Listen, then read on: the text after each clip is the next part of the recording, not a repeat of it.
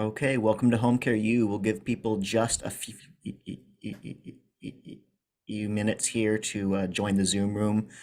Uh, Apologies to those joining us live. We're starting just a bit later today. We had a few hiccups to get started, but we are here now, so we'll get rolling in just a minute. Thanks for joining us. Always fun to see some of the same crowd joining. We look forward to your questions and just you being a part of it and supporting the classes and the podcast.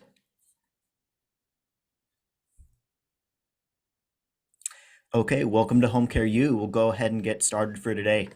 I'm excited for today's episode. We are bringing back what I think is our first returning guest outside of the 2 weeks we regularly give most guests. So I am excited to have with us here today the man, the myth, the legend, Julio Briones himself. He was our first guest on the podcast, and we're bringing him back for an encore. So Julio, thank you for joining us today. Hey, Connor, thank you so much for having me back. It's always a pleasure to be on with you guys. Really always look forward to talking and chatting with you. Same. So I'll introduce our topic in just a minute here, but I guess first, if you just kind of want to give a brief intro to yourself, your background, your journey in home care, and what you do today. All right, so yeah, my name is Julio Briones. I started my home care journey way back when dinosaurs roamed the earth when I was 15 years old. And it all started just because my mother was working with a home care agency, and she decided that I'm much better off go to work with her than I was hanging out in the street with my friends. And that was kind of where it began. So fast forward now, 32 years later, almost going on 33 years later, and if you name it in home care, I've probably done the job. I've been involved as a office manager, as scheduler, recruiter. I've driven around caregivers, getting them to live in cases. It's been a business developer and salesperson, and ran sales teams. And eventually, my career led me into the world of franchising and the franchise support system design and operational design, and ultimately up until recently, even into the world of actual home care ownership. And today, I full time am a consultant where I help agencies kind of find their way and overcome these big roadblocks to be able to excel from that million to 2 million mark up into the 5, 7, 10 million um, revenue range in the private pay space. And transition lately, a lot of it's been transitioning from the Medicaid into the private pay markets. A lot of people are exploring that. Sounds good. Well, we're excited to learn from your expertise and experience today. For those who might be interested, we will have information at the end and in the show notes on how to get in touch with Julio if you're potentially interested in working with him. So, our topic today is how to create a 12-month strategic plan for your home care agency. To frame this a little bit, I think this is something that to some degree every agency has, but that plan might be something formal, it might be something really built out, and it might be something that lives in the head of the owner.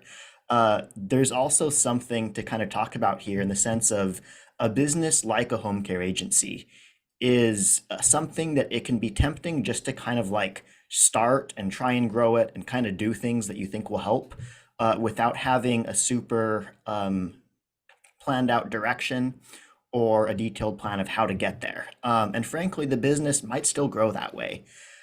The first thing I want to understand is what is the importance of having a strategic plan like this for the next 12 months or whatever the time frame might be, if you might be able to grow regardless. Hmm. Look at the strategic plan, I'm sorry, kind of like you know, trying to get from New York to California. Okay. So this is the easiest way I can describe it. If I'm in New York, and I want to get to California, I can just pick a direction and start walking. Eventually, I'm going to hit some body of water, right? Now, with a strategic plan, I'm going to probably head west and cut across the states in a certain direction, find the path of least resistance, the least dangerous path, and I'll eventually find the state of California. And there we go. Without the strategic plan, I'm kind of just going to keep going in whatever direction I went in and hoping for the best. Could lead me to Texas, could lead me right to the Hudson River because I didn't know where I was going to begin with. And eventually it will get me to California. The difference is speed. Okay, how fast do I really want to get to where I'm trying to go? And so if we can put this into perspective of a business, of a home care agency, if I start today and I'm just bright-eyed and all with my illusions of where the business is going to go, it's very simply I can just sit there and go, I'm going to be $1 million agency, or I'm going to grow this agency to $10 million. Well, fantastic. How?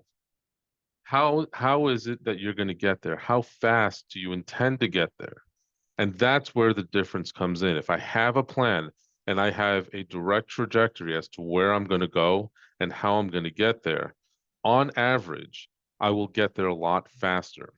So let me give you an example.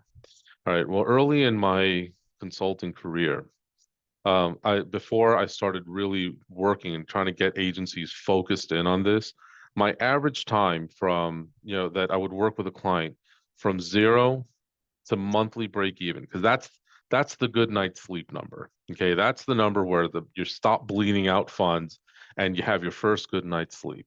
It was an average of about 9 months because we would just go with whatever direction the agency owner thought, and we said, okay, we'll work on it project wise without working on them developing a plan in their head as to what they want to get to.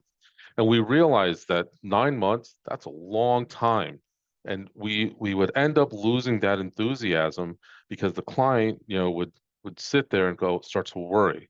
Oh my goodness, what's going to happen next? I'm not seeing the phone ring. I'm spending all this time getting ready. I'm going to run out of money. What happens? And then pop, something happens and it starts to get there. When we started, when we changed our methods as a company, and we started at beginning all our clients on an in-depth, you know, specific strategic planning session where we go over, their goals, their values, what exactly it is that they're trying to accomplish, what challenges they face, what are possible solutions, all of this stuff goes into the plan. Once we started working with them there, in many instances, we were able to reduce that number from 9 months to monthly break even down to as little as 4 months in many cases, because now we got them focused, we understood what was going on, and we never let them deviate from the path. And that's really the big direct impact of coming in and taking a shotgun approach versus building out this plan that you keep in front of mind. A lot of people out there, they like to talk about vision boards and all of this other stuff. This is the meat and potatoes. Strategic plan is the meat and potatoes that goes with the vision board. Love it. And I love the way of explaining it of, you're going from New York to California Mhm. and you might get there regardless, but you might take a much more winding path if you don't have a plan and God forbid end up going through some place like North Dakota. So let's help you avoid that. Yes. Um, Yeah, it's gonna be hard. You'll be hard pressed to find the Pacific Ocean up there. Okay, well, so my next question here is like there are a lot of different initiatives that an agency might choose to pursue in their course of trying to grow, from launching a new caregiver retention plan to introducing new office software, things that will be investments that will help you grow, but will take time and effort and funds. What are the most important goals or type of goals that an agency might set in a 12-month time frame? And how might they decide which ones are the priorities that are worth pursuing? Well, It's really going to depend on the stage that they are in their business. Okay. A startup is going to pursue obviously they're going to have a number of different initiatives they're going to need to put into place in order to accomplish whatever it is that they're trying to accomplish. And then while an agency that's trying to get from 1 million to 5 million is going to have different sets of initiatives. So really what it comes down to is first, very first step of any of it is figure out what you need to accomplish. All right. Don't just go with, hey, I want to accomplish a retention program. I want to accomplish, increase in caregiver applicants. No, those are not the goals that we're talking about. Pick one. What is it you want to do? I want to increase my revenue 20%. I want to achieve monthly break even. I want to double up for the next 3 years my month over month revenue. Pick that goal. Okay. Then at that point, if you're when that's when you have to decide what are you willing to commit to get to that goal. And that's when you start working and really honing down the individual initiatives. So if let's say I am in the phase where I'm at about 1.5 million annual revenue, and I need to jump up and I want to double up. And I want to double up in the next 6 months. All right. What what is that going to take? I'm going to need to hire more staff. I'm going to need to increase the amount of volume that I have for caregivers. I'm going to need to possibly um, increase the amount of money I have devoted to lead generation. All of these little initiatives and improve my conversion rates and everything else. That is what I'm willing to commit to. And then we got to figure out what your budget is accordingly. That's how you're going to prioritize. Figure out what your big goal is, break that down into the initiatives that are going to be required to get you to that goal, and then start planning accordingly. Once we have our commitments ready, we're going to need to figure out, what our focus areas are, what the challenges are, and that starts with a very simple question, or set of questions you have to ask yourself are these initiatives going to make my vision actually happen? Are they going to help me achieve my goal? You're going to ask yourself, are are all of these focus areas that we're trying to do, are they significantly different from each other, or do they need to be enveloped into the same project? All right. Then, we also, once the next test for this is, are these objectives, are these focus areas, are these projects that we're trying to put in absolutely critical for us to achieve our big our big objective? And finally, together, are these challenges or these focuses that we're doing, whatever these initiative projects are they going to capture 100% of my overall business activity? All right. So let's use that example that I was talking about a moment ago. I want to achieve, I want to double my business over the next 6 months. So if I'm at 1.5 million, I'm at 2 million, I'm at 5 million, regardless, what is it that I'm going to do? And and I know I hear this a lot, especially from clients when I start working with them. That's a tall order. How do you double your business in 6 months? Well, you have to figure it out. That takes a lot of work, first of all. But is it possible? Absolutely. So once we understand our goal is to double up, the next thing we need to do is figure out what our commitment is. Well, I have, let's just say for argument's sake, I have $200,000 budget in order to do this. That's what I'm willing to commit as far as the budget. I have enough bandwidth in my current staff that I understand that I'm going to need to hire at least one or two more staff. That's part of the budget, and then I understand that at this point we need to work on these specific initiatives. Initiative one, beef up our staffing. Number two, we'll take a look at where once we understand that we need more staff, what staff is specifically necessary. So let's take a look at our overall operations. Are we having a retention issue? Are we having a recruitment problem? Which is it that we need to work on in the short term in order to get to that 6 month goal? How much resources do we need to invest? Um, and we have to put them all through this test. All right.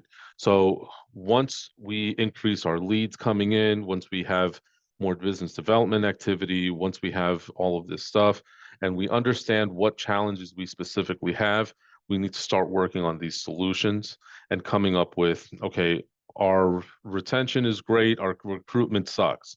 Great. How do we fix that?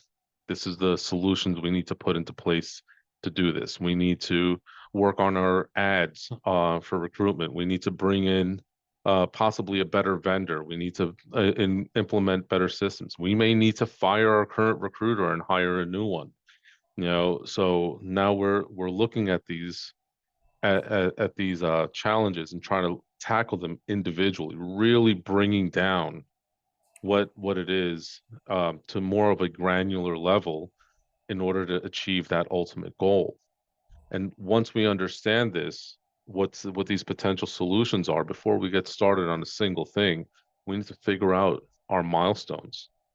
You know, there's a great expression, what gets measured gets done. So that means we have to understand what our objectives are. We have to develop proper KPIs and set a date.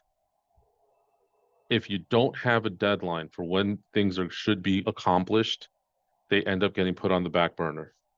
All right. Because the key to any strategic plan and the implementation of any new initiative or project is action. So if we know that we need to have hired a business developer within 30 days, every single working day, there are 20 working days on average in a month. Every single working day needs to push us one step closer to accomplishing and having that initiative in place. Every single every single activity that we do throughout the day needs to be wrapped around what it is that we're trying to get to. So our big goal is double up, first initiative, hire. So let's start doing this. Where are our ads? Where are our interviews? Who are we screening? Have we made an offer? How long do we need this person to take? Do we need to make a bigger offer in order to entice this person to not give 2 weeks notice at their other job? What are our needs? We're not worried about the needs of the other business, and all of this has to really fully encompass this. And once you have all of these plans in place, that's that's where you start putting all the puzzle pieces together, pick a start date, and start getting to work on your planning. Start getting to work on the action. Love it. So lots in there. I have several follow-up questions to help Okay. us break this down a little bit. So Mm-hmm. first, just curious. I mean, I don't think it's a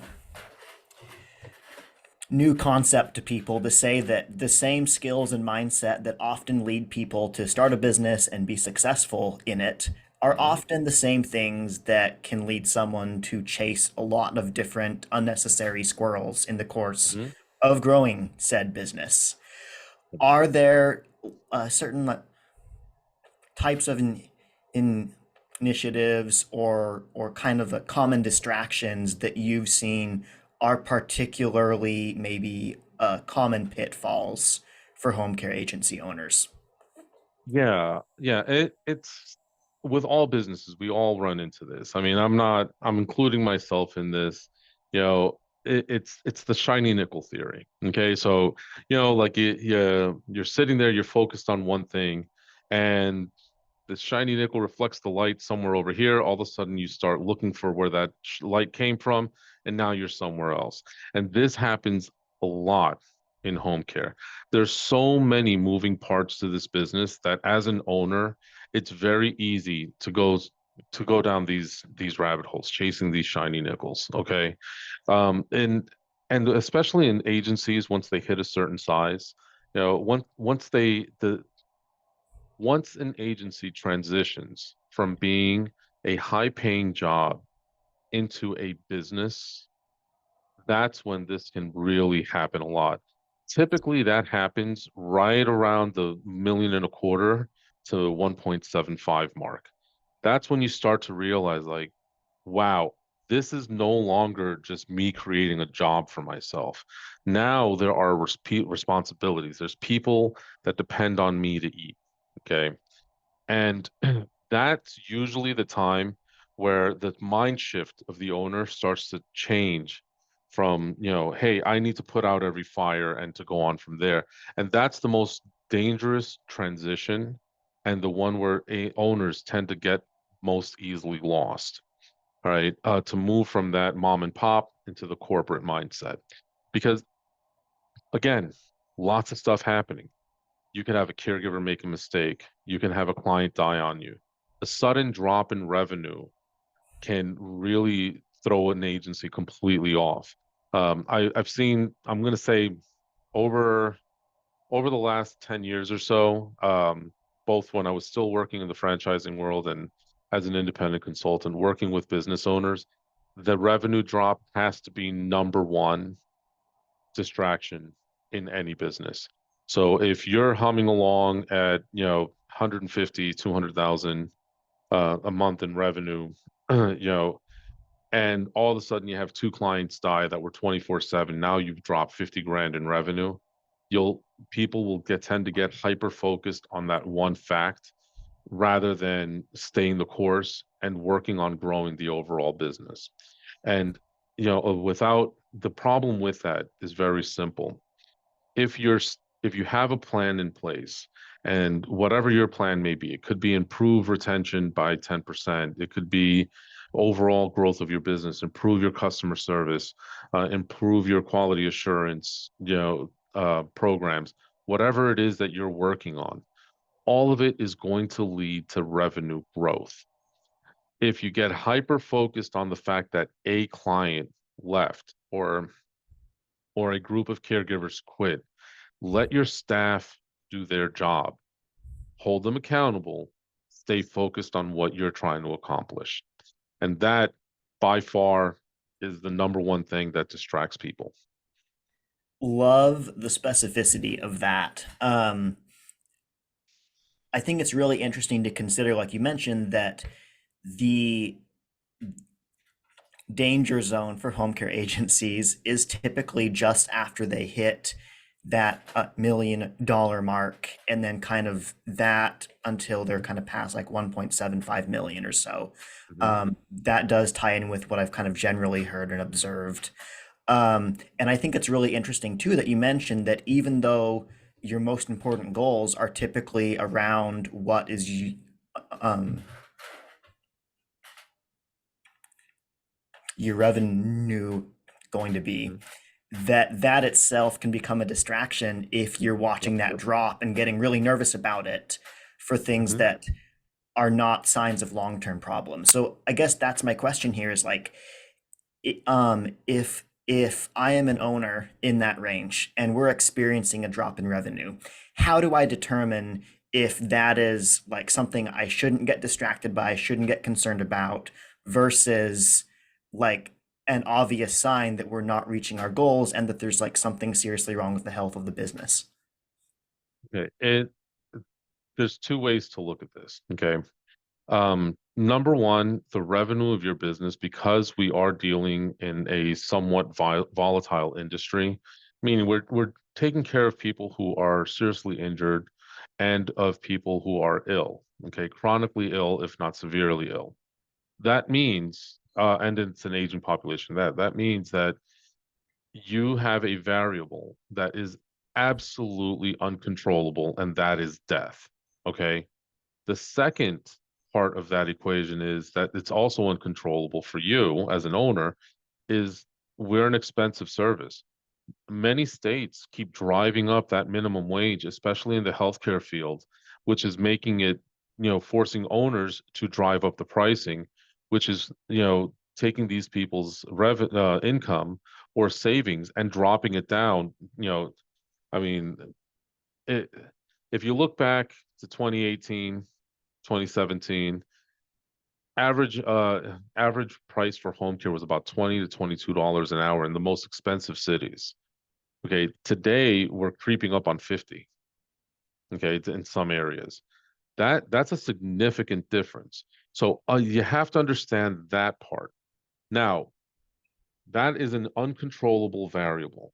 And which means if you're looking at a sudden $50,000 drop, for example, in your monthly revenue, take a look at how it's coming.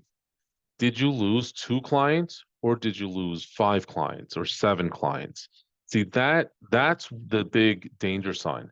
$50,000 revenue is one to two clients if you had a 24/7 client.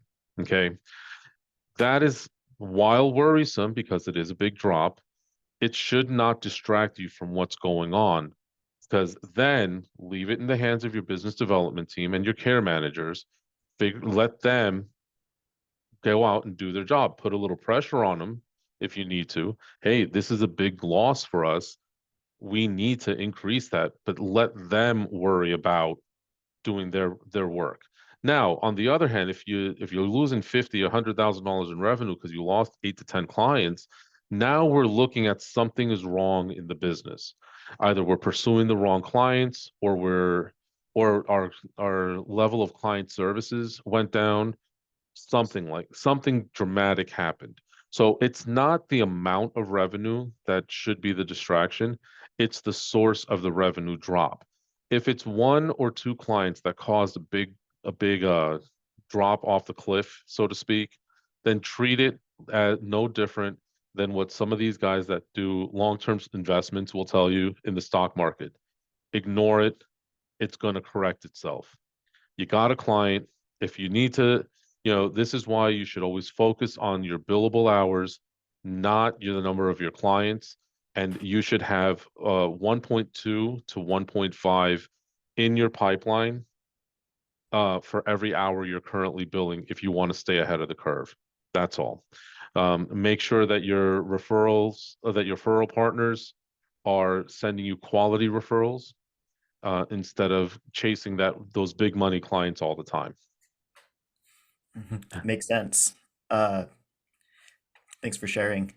Let's kind of return to the topic of like high level growth goals here.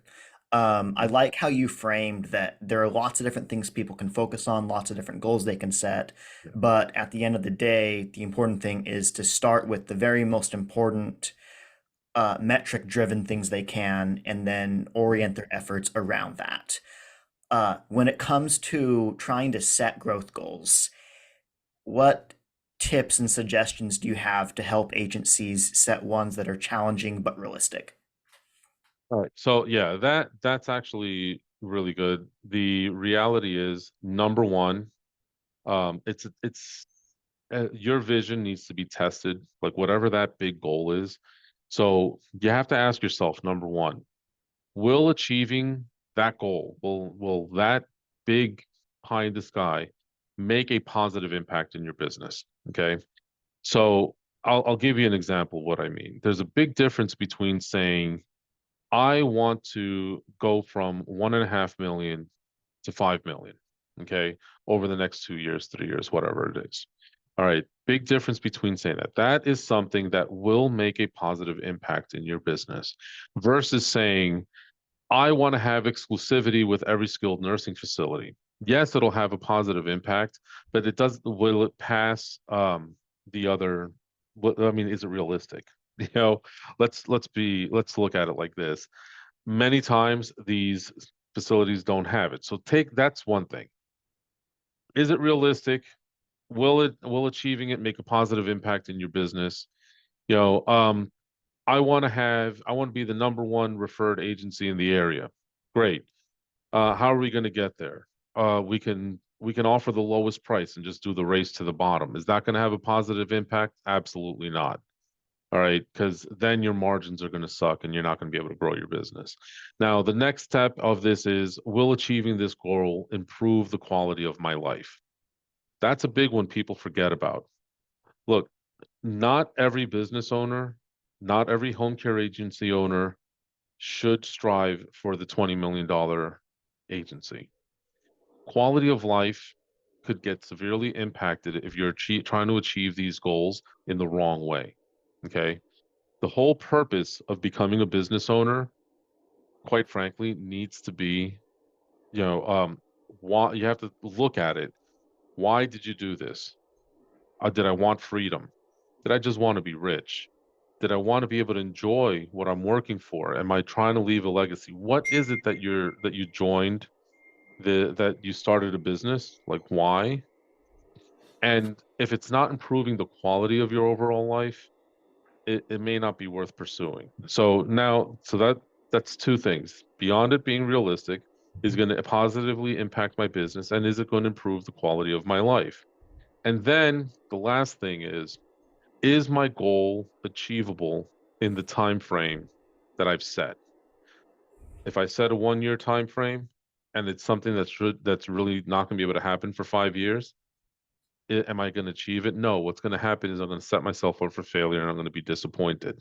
So if I have, for example, a $1 million agency and I say I want to hit $10 million in the next 12 months, is it realistic? Yeah, you can, I guess you can do it if you're properly invested. Is it going to make a positive impact on your business? Maybe, because you may damage your reputation along the way. It might not be possible because it's in the allotted time frame, might not be something that you can achieve with the resources and everything you have. And that's really the biggest test. What sort of impact is going to have on your overall business? How's it going to affect your life? And is it achievable in the time frame that you have in mind? I've seen many divorces happen because of fast growth. And if your family is important to you, like it is for many of us that start a business, that's part of why we do it. We have to decide at what point is the business going to become more important than other aspects of our life.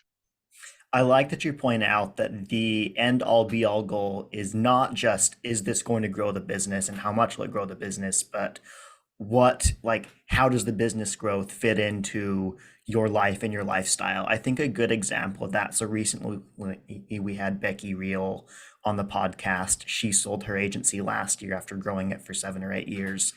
And her objective with the business was very specifically to provide for her parents' retirement and to have a really big nest egg to make sure that they have a good life, for the rest of For uh, what's left, right? their retirement days. And that led her to realize that what their objective was, it wasn't to have the largest possible agency they could grow, Mhm. but to have one that they could achieve the right growth where it didn't get huge, but they could sell it for the right amount. It would not completely destroy, their lives and schedules in the Mhm. course of building that, um, and that it would be conducive to making the right relationships in the community, having the impact they wanted, having the impact in the places in the community they wanted, rather than simply focusing on growing above all else. So I love that you frame it as, it might seem like the most important thing you can do is grow the business, but Yeah, how you want to grow it and how much you want to grow it will change in context of the reasons you're starting it in the first place. exactly. Um, Exactly. Mhm. so if I'm listening to this and, maybe my agency's at like 1.2 million right now, and I want to set the goal of reaching 2 by the end of this year, what factors, what litmus tests are there that I can use to decide, is that a realistic goal for me? Oh, the first thing that I would recommend to anyone, is take a look at what take a look at your service area. Like if you're a franchise, when's the last time you looked at your territory map? Let really take a look at it. Look, something that people don't realize is that demographics shift all the time. I mean, especially in the last few years, with since COVID. Like for example, if you had an agency in New York, New Jersey, there's a huge population that left that area. So now that can impact, how you're conducting your business. You may have to implement care management, things like that, just because of the demographic shifts. Okay. So that's something that, I always do recommend to people. Take a look at it. Just there's a lot of resources. You can either find a company that does it, that will come in and work with you and create reports for you, or just, I mean, if you want to really save for yourself and try to figure it out on your own, go online and just type in demographics, and pick a city, all right, and kind of go from there. So, that's the first thing. It should be something you should be doing every, 1 to 3 years anyway, just as general thing, because that's going to tell you a lot of information as to what's going on. If I want to hit increase my business by 800,000 in revenue, that's going to tell me a lot. You have to understand, you need three things to find an ideal client. People have to be the right age, they have to have the right amount of resources. And if private pay, we're talking about median household income, so that'll tell you if they can afford it.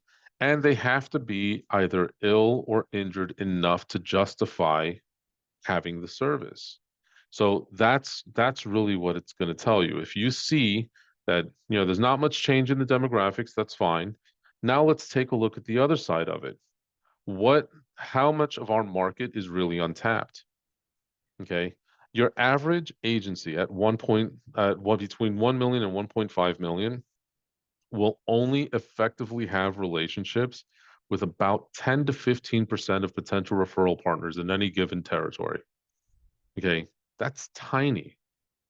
If you take your average, I'm going to put this in the realm of franchising just because mom and pops don't have defined territories a lot. They can do whatever they want within reasonable limits with licensing.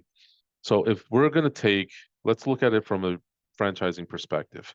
Your average franchise territory is about a population roughly 300,000 people. Okay, give or take. All right. So if, for you to achieve maximum saturation in one of those territories, all right, now that's not a $1 million business. You're actually moving into the realm of $3 to $4 million. So let's take a look at what the breakdown is and where are you missing? Where don't you have relationships that you can? And this leads to the other thing. Do I have the right team in place to do this? Look, business developers, they're salespeople at the end of the day. That's what they are. Um, you have hunters, you have farmers. So, does your business development team have a skill set and personality set that is more geared towards being a farmer, meaning they're fantastic at maintaining existing relationships? But if they don't have that hunter skill set, how are you breaking into new facilities? By chance? You throw enough spaghetti at the wall, some of it will stick, you know. But if you want to be intentional about your growth, you really have to look at what your team consists of. You know, and the final thing you have to take a look at is your internal operations. Okay.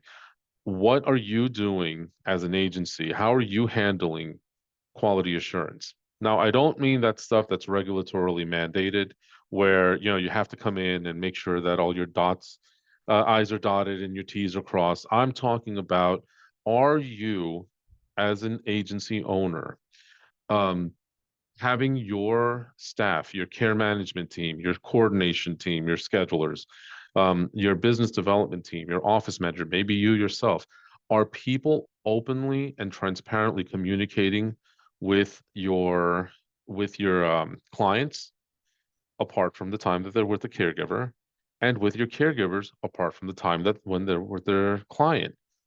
All of this stuff, are you taking a look at the business?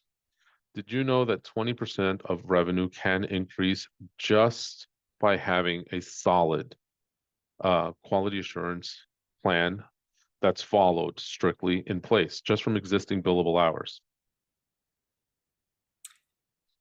There's a lot of good stuff in what you're saying. I did not know that specific stat. Mhm. Explain that a little bit for me. Well, if your average client, okay, let's just take home care as a general industry. If you're doing private pay home care, if you're getting leads from digital sources, Place for Mom, Karen Homes, care.com, caring.com, those lead generation services, or from places that are typically according like digital leads like Google pay-per-click, Facebook ads, things of that nature. They tend to, a lot of them, be window shoppers. Okay. So, meaning these are people who need help, but they may not be in a hurry. So your conversion rates are a little bit lower. All right, you're looking at usually somewhere between a 5 and 10% conversion on those initial conversion and turning them into clients. But because of that, they also have a tendency to look at it at the business from lower hourly needs. Mom had a slip and fall. She's at the hospital. She's okay. I'm just worried. Yeah, you know what? I think 12 to 20 hours a week is enough. That's all she needs. I just need somebody to come in and give mom a shower.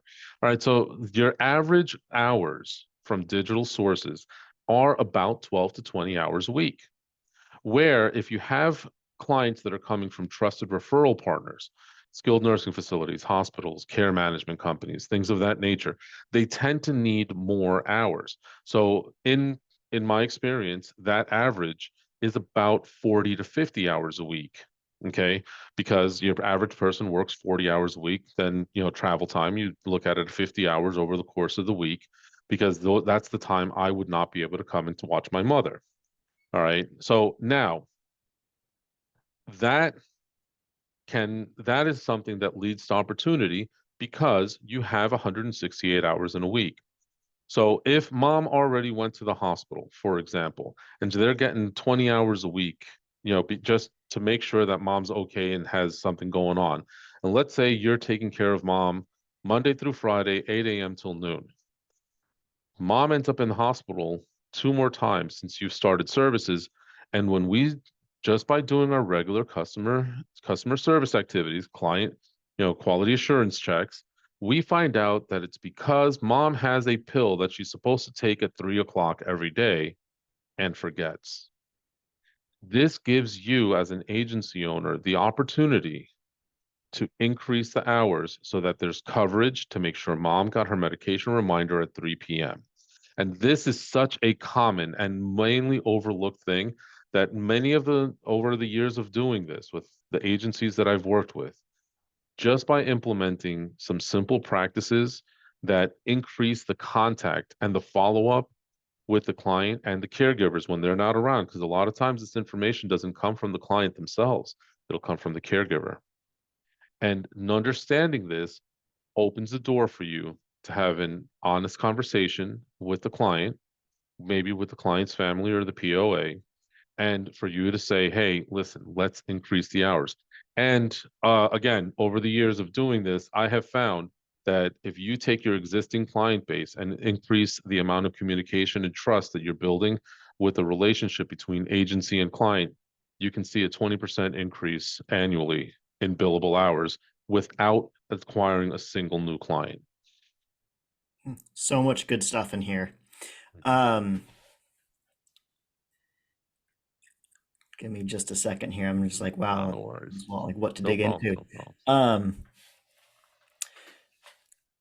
so I think one thing to mention here, this is probably a good time to mention that if you're listening to this and you're interested in the meat of how do you look at your territory, or I mean, if you're not a franchisee, just like the market you operated in, how do you look at the demographics, look at the growth that's happening, and make all these decisions about what is realistic based on the area you operate in. We will be going deep into this next week with Julio.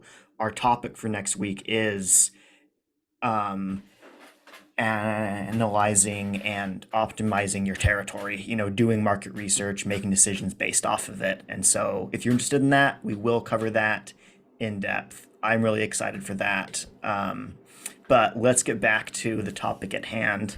That being said, so I think one thing that would really help me in this is to kind of visualize maybe with some specific examples or stories that you've seen of how to do or not do any of the above. Are there specific examples you can share of, times when you've seen an agency owner handle goal setting wrong and what happened, or if they kind of fell into some of the pitfalls you've described? Let's get into, some case studies here. Right. That's actually that's actually all the time. That's all right. I have a bunch of stories like that. Okay, so here's the thing. I had a client from one of the major franchisors about I'm gonna say about 2 years ago at this point. All right, fantastic individual. They decided that they were going to implement the implement private pay into their agency. They were a particular agency that was focused in the territory they were in on Medicaid. So rather than seek out, help and do this, they decided that they were going to create their own strategic plan and they were going to follow through and kind of make this happen, then hire somebody. So they had their own plan, they started part of it and then came and started looking for me. Well, they didn't think through what was actually supposed to happen. Their goal was that, in particular, that they wanted to achieve $1 million in private revenue after having zero over a 12-month period and expand into a new territory. Great. Sounds simple enough. Well, the problem is that the territory, they went ahead and purchased it without doing a demographic analysis, even though it was a franchise that provided this information for them. They didn't understand the numbers, they didn't understand the impact of the business, and they just went ahead and bought it. And you know, they hired a they went ahead and hired a business developer, marketer that was that had Medicaid experience, did not understand the private pay market. Well, basically everything you can check in boxes that they shouldn't have done is what they did prior to reaching out to me. I was actually the second consultant brought in on that project. So if I can jump in So, here, what yeah. are, like, as complete as you can share, what would that list of check boxes that they should have done but didn't look like? All right. So the first thing, if before you ever start start looking into expansion, take a look at your existing book of business, okay, and try to look at where business is coming from. All right. That's a big thing. Is if you're a non-franchise unit or if you're in a franchise system that has empty territories around it, take a look. Take a look at your business, say, okay, I have 5%, 10%, 20% coming out of territory. All right. Most scheduling softwares will actually tell you if you set the parameters as to what your territory is in the software, it'll tell you this much is coming out. Okay. Now, why is that important?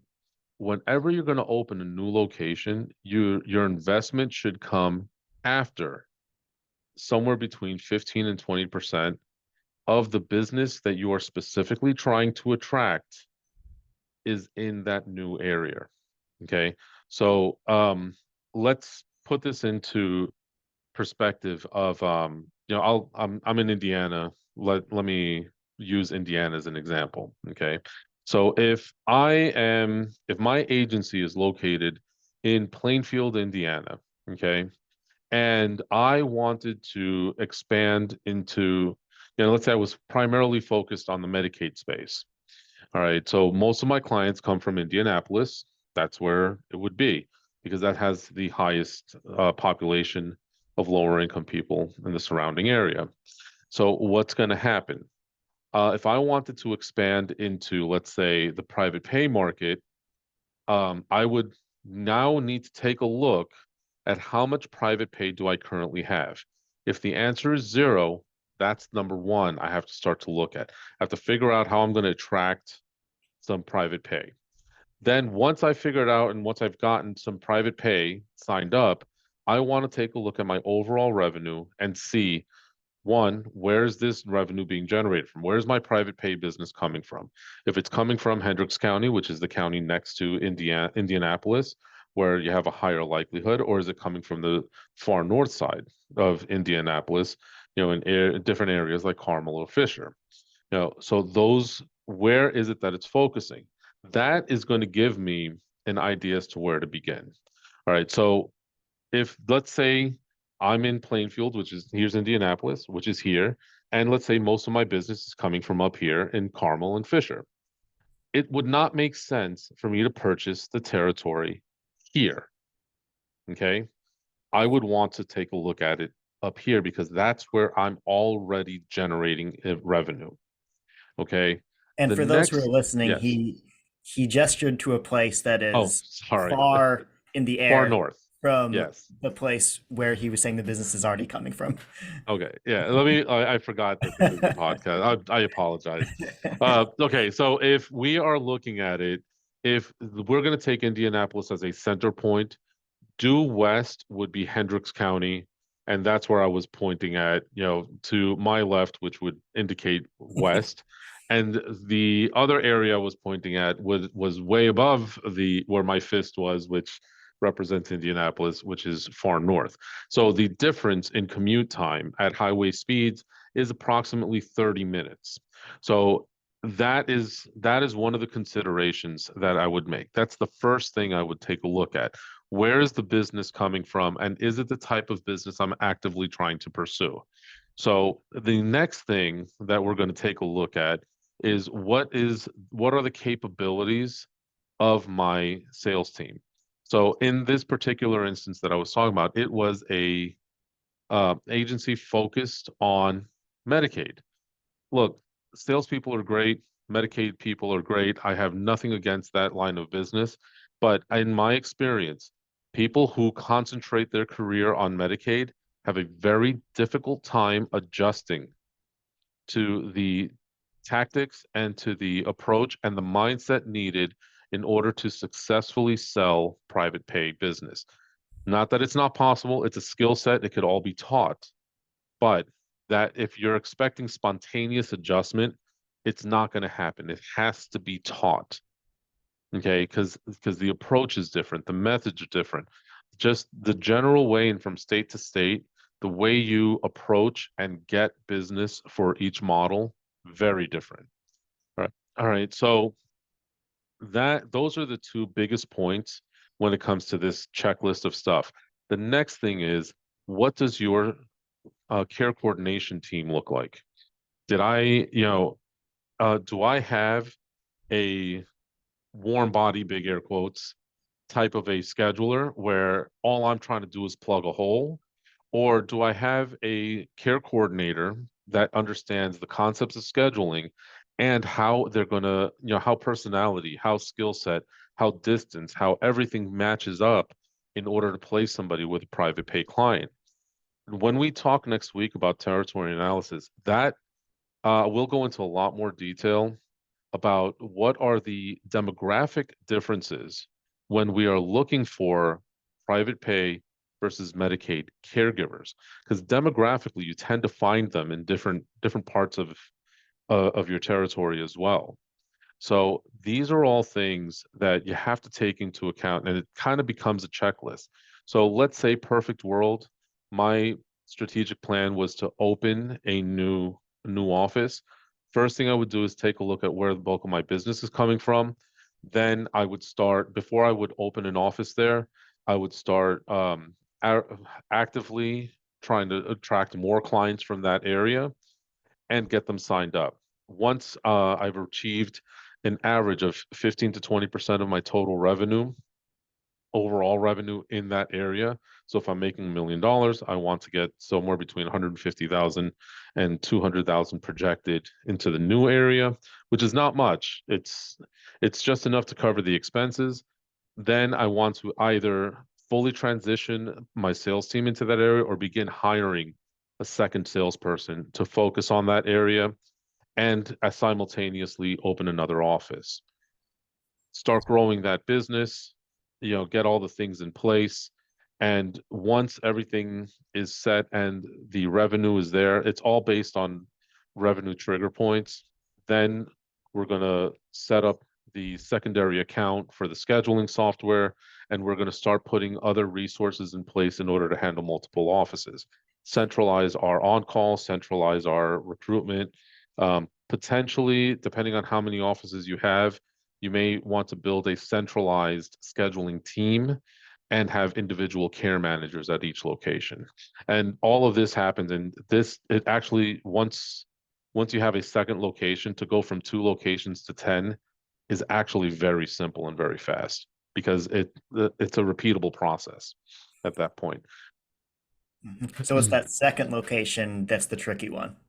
That's always that first secondary location is always the most complex, because there's a lot of policies, there's a lot of adjustments you have to make in how you operate. But once you have that tuned, it usually takes about 3 to 6 months to get that process complete. Once you have that done, it you can actually open 3 or 4 locations at once without a hiccup, because you have your infrastructure in place. This is great. This is making me really excited for next time. We don't have time today, I think, to ask all the questions I want to about this, but there's a All lot right. going on here, a lot of good meat that we're getting into. For the last few minutes of our podcast today, we've kind of touched on a lot of different things. We've gone down several very interesting tangents. I want to bring things back with kind of like a last question here of, is there anything related to the topic of goal setting and making a 12-month strategic plan that I should have asked about but haven't, or else just any kind of like last words you want to leave everybody with on that topic? Yeah, yeah. So I am a firm believer that everyone should have a strategic plan that's going to encompass 12 months up to 36 months. It's 2 separate events, okay? Your 12-month plan should involve your immediate team, okay? Everyone who's currently working for you or with you should be involved in the planning, because they need to buy in. It's a psychological buy-in. They have to understand what your expectations are for the business, which means what is their expectations for workload. Okay, some people are just happy where they are, and they're not great team players when it comes to growth and expansion, and this is why team involvement is really important. Then, as a business owner, you need to have a plan that's going to encompass somewhere between 36 and 60 months. Okay, 3 to 5 year plan. Why? Because you need to know where your business is going. Where what are your revenue goals? What are your personal goals? And it's not just the business. Like I mentioned earlier, you got to take into account your personal life, your kids, your spouse, your parents, whatever it is that makes up your own little world. You have to take that into account. Because, like, for example, I have 3 kids. One of my children is 25. The other two are 4 and 7. The needs of my 25-year-old and my involvement in her life are very different than the needs of my 4 and 7-year-old. Therefore, when I do my own strategic planning, I have to take into account the changing needs of my family as they age, and that's going to impact how I grow my business. When you have kids in grade school, it's very different than having kids in college, very different than being an empty nester. It's so your life is going to directly impact your ability to grow your business, and your business growth is going to impact those in your life. Okay, always keep that in mind. So your 12-month plan has to be business focused. Hey, this is the team, these are the people it most directly impacts. Your mid to long term plan must be you focused. It's not selfish, it's prudent. Okay, and keep that in mind. And when you're building all of these plans out, run it by someone else. Okay, what sounds like a great idea to you may not be realistic. I may say, come December 1st, I want $20 million in my bank account. That may not be realistic. You may be able to generate $20 million worth of business, but those are two very separate goals. And how your mindset is when you set these goals is going to indicate your ability to achieve them in the long term. Because if you set unrealistic goals that you are not measuring milestones and you do not have good KPIs to track your progress, all that's going to happen is you're setting yourself up for massive disappointment and failure, because once you're disappointed, your enthusiasm towards achieving your goals diminishes, and you have nothing to mark you along the way that's going to tell you, hey, I'm on the right track and I need to keep going. Okay. Where, or hey, I deviated slightly, I need to make adjustments. Where all you're doing is you're going blind, and we're taking our trip to California without GPS, and we're probably going to end up in North Dakota. Love it. Thank you for sharing. Um, for those who might want to get in contact with you, how should they do so? Well, the easiest, absolute easiest way is just go to my website. It's www.thebrionesgroup.com, or I'm all over social media. You guys can find me, Julio Briones, find me on Facebook. You can find me on LinkedIn, or you can just look up Briones Consulting Group on either platform or Twitter or wherever, and just shoot me a message. More times than not, I'll answer your questions on the spot, and you can always set up a discovery call, 30 minutes, absolutely free, and we can see how or if I'm even able to help you. Great. Well, thanks again for joining, for sharing your expertise with us, and we'll look forward to talking more next week. Have a good rest of your Uh, day. You too. All right. Thanks for having me. See ya.